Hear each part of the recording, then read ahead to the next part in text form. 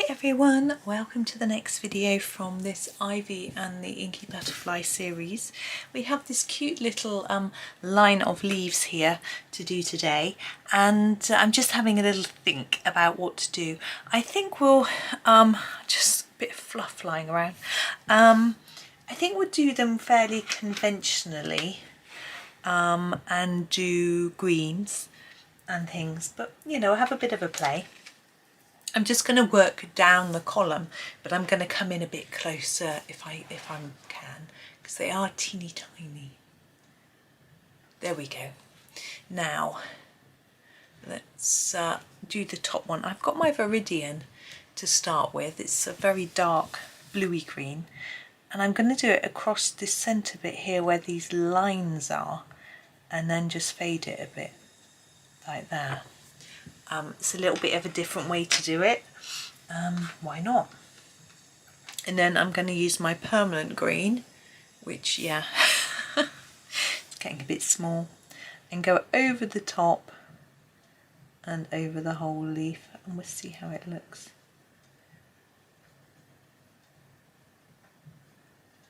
There we go. That's fine. Actually, I missed a bit down there, haven't I?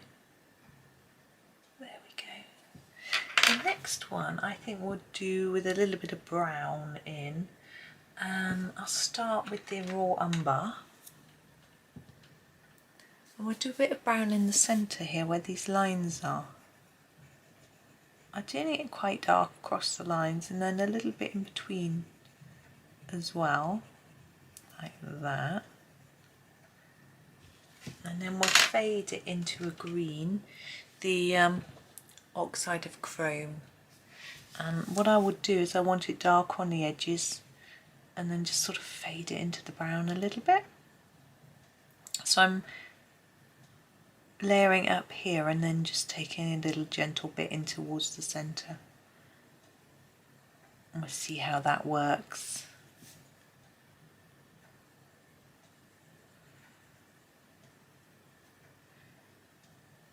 It's quite dark green, isn't it? I think it's okay. Looks a little bit different.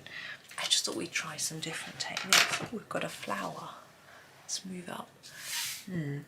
Now, I'm trying to think. That was the colour of background I had planned. So I'm going to do a cadmium red flower. I think it will just look really bright and it'll stand out from the rest. So I'm going to make it a little darker near the centre, and then a little less towards the tip. The cadmium red is slightly pinky, I think, which is rather pretty. And just doing the same for each one. It's quite a delicate business with such a small flower, but that's okay. I'm having fun with it. You could use several colours, but it's small. So one is fine. I've just gone over the centre. Whoops. I've opened the blind again now. It's the sun's gone away. I just do a cadmium yellow centre. Going to layer that a bit, try and make it stand out. You could do a slightly darker colour around the edge there. You know, you could grab your raw umber and just put it around the edge.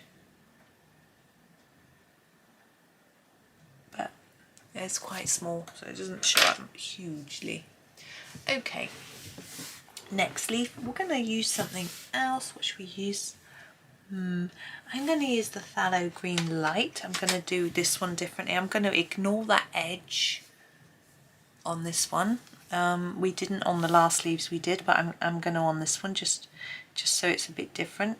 And I'm going to just fade the colour down from the tip like that. And the same on this tip and on this one. Okay.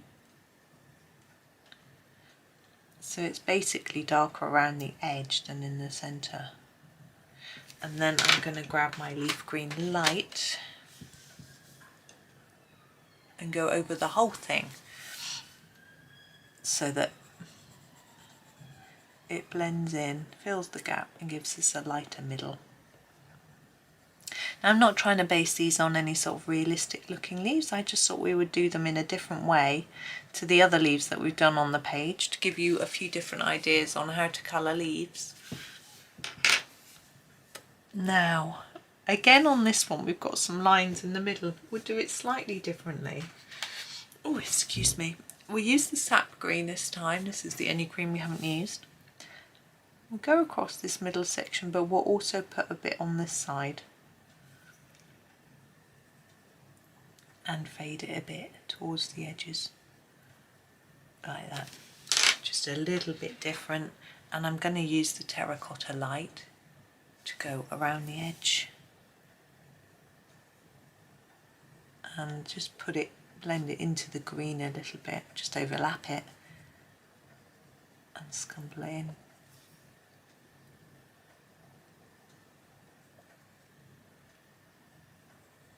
There we go. Okay, we've used all our greens. I do want all the leaves to have some green in there, so we'll use one again. What should we do with this one? Let's do a selection of greens. Let's start with the viridian. Where are you, viridian? Here you are. Oops, viridian. And we'll put a little bit at the bottom, quite hard, and then fade it a bit up here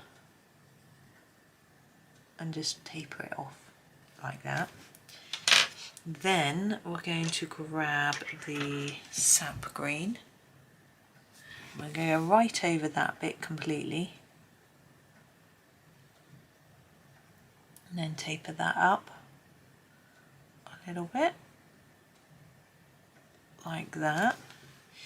Then we're going to use, is the permanent green? No. Then we're going to use this one, the leaf green light, and again going over a bit that we've done already and sort of tapering it up a bit. And we're going to end with some yellow.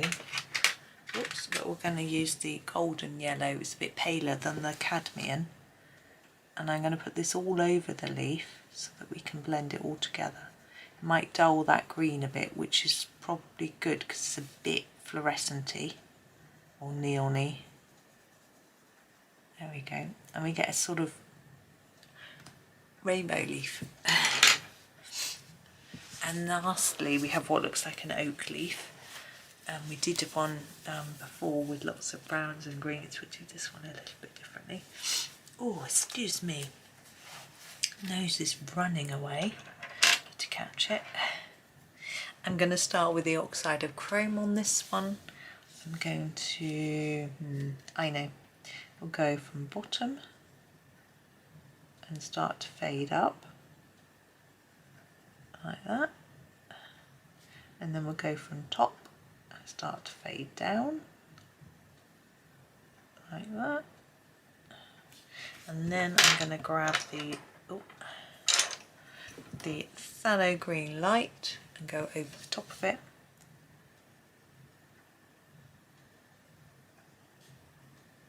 and take the colour further up.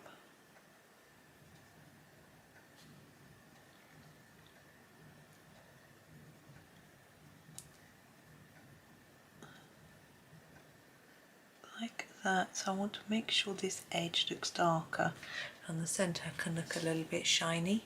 I think it probably needs a little less shine than that.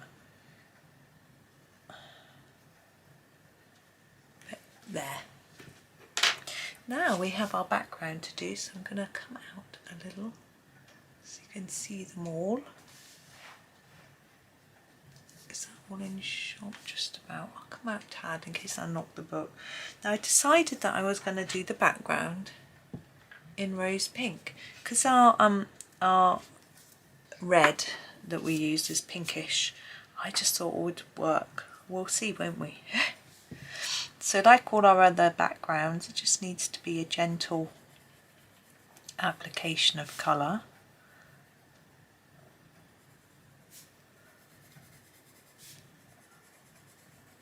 And trying to keep it fairly even.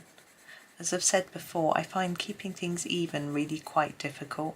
In a smaller space it's easier, but I've always found it hard. I used to try and do backgrounds which were just one dark even colour.